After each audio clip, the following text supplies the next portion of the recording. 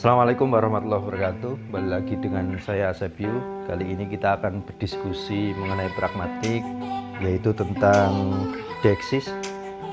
Dan ada beberapa definisi dan contoh-contoh yang akan saya sampaikan di dalam diskusi kali ini. Yang pertama adalah definisi deeksis menurut Purwo.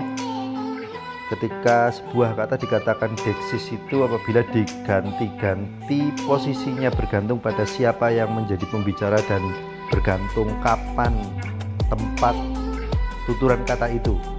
Seperti kata saya, sini, sekarang itu sangat bergantung dari tempat dan siapa yang mengutarakannya.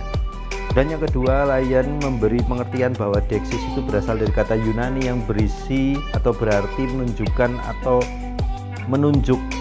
Hal ini telah menjadi istilah teknis dalam teori tata bahasa untuk menangani ciri-ciri penentuan bahasa yang berhubungan dengan watak dan tempat ujaran. Yang ketiga, menurut Pereira, deeksis adalah kata atau frasa yang berhubungan langsung ujaran kepada sebuah tempat, waktu, orang, atau persona. Kata bersifat deeksis mempunyai rujukan yang berbeda-beda dan berganti-ganti bergantung pada siapa pembicaranya, waktu, dan tempat sebuah ujaran itu berlangsung. Yang keempat, menurut Alwi, deeksis adalah gejala semantik yang terdapat pada kata atau konstruksi yang dapat ditafsirkan acuannya menurut situasi pembicara. Kata atau kontribusi seperti itu bersifat deeksis. Nah, senada dengan pendapat tersebut, deeksis adalah kata yang mempunyai acuan dapat diidentifikasi melalui pembicara, waktu, dan tempat diucapkan tuturan tersebut. Jadi suatu kata atau kalimat itu mempunyai makna deeksis bila salah satu segi kata atau kalimat tersebut berganti karena pergantian konteks. Nah, makna dari kata atau kalimat yang bersifat deeksis disesuaikan dengan konteks. Artinya makna tersebut berubah bila konteksnya berubah. Nah, berdasarkan beberapa batasan deeksis tersebut dapat disimpulkan bahwa deeksis adalah kata yang memiliki referen atau acuan yang berubah-ubah atau berganti-ganti bergantung dari pembicara saat mengutarakan ujaran tersebut dan dipengaruhi oleh konteks dan situasi yang terjadi saat tuturan berlangsung.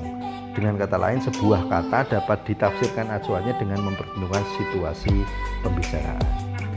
Ada 5 macam deeksis. Yang pertama adalah perorangan atau persona, yang kedua tempat, yang ketiga waktu, wacana, dan sosial. Kita mulai dari yang pertama, deeksis perorangan atau persona atau orang. Ya, itu deeksis orang atau persona ditentukan menurut peran peserta dalam peristiwa bahasa. Peran peserta ini dapat dibagi menjadi 3. Kalau ini sebenarnya sudah umum. Yang pertama adalah orang pertama, orang kedua, dan orang ketiga.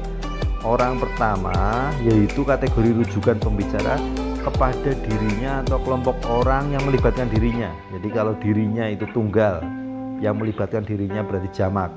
Saya, kita, kami, itu contohnya. Orang kedua yaitu kategori rujukan pembicara kepada orang pendengar yang lebih yang hadir bersama orang pertama, misalnya kamu, kalian, saudara. Dan yang ketiga yaitu kategori rujukan kepada orang yang bukan pembicara atau pendengar ujaran itu, baik yang hadir maupun tidak, misalnya dia dan mereka. Contohnya bagaimana? Ada 3 di sini. Saya dan Amir tidak menampilkan drama, kita hanya main-main saja. Itu saya, kita itu pertama ya. Kemudian, hei kau yang sedang duduk, angkat barang-barangmu itu yang kedua. Rani harus bersikap sopan kepada kakek. Nah, ini bisa jadi rujukan nama.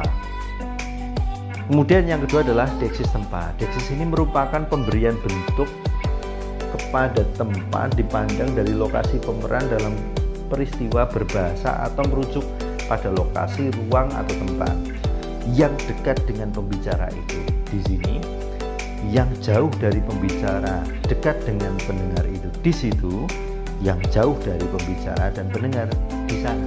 Nah, ini contohnya. Nah, ini contohnya dikembangkan lagi nanti. Saya pergi ke kampus, di sana teman-teman sudah menunggu. Ya, di sana ya. Rumah sakit terdekat jauh 200 mil dari sini. Nah, ini pengembangannya dari sini, dari situ. Nah, itu ya. Itu terkait dengan deeksis tempat. Deksis waktu, pengungkapan jarak waktu dipandang dari waktu suatu tuturan diproduksi oleh pembicara seperti sekarang, kemarin, besok, lusa, hari ini, dan sebagainya yang mengarah pada waktu atau jarak. Contohnya apa? Nih, kemarin Arya tidak datang ke sekolah. Lusa, Kayla dan Arum akan pergi ke puncak untuk berlibur. Nah, ini lusa akan. Kemarin, nah ini sudah pasti mengacu pada sesuatu yang sudah terjadi. Yang keempat adalah deksis wacana. Dalam deksis wacana, ungkapan linguistik digunakan untuk mengacu pada suatu bagian tertentu dari wacana yang lebih luas, baik teks tertulis maupun lisan, tempat terjadinya ungkapan-ungkapan.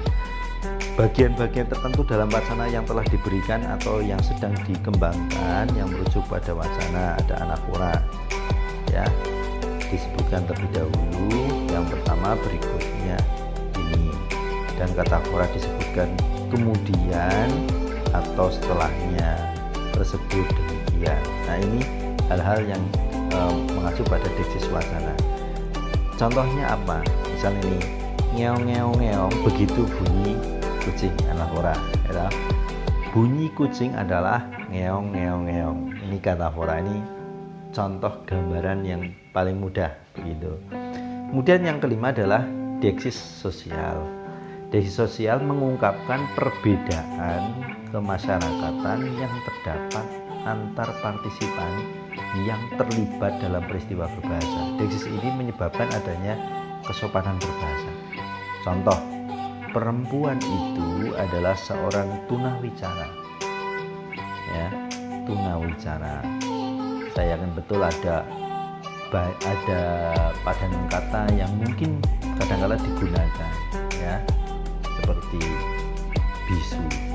Saya rasa kita tahu bahwa kenapa harus tunawicara, karena ini berhubungan dengan hal yang sifatnya sosial.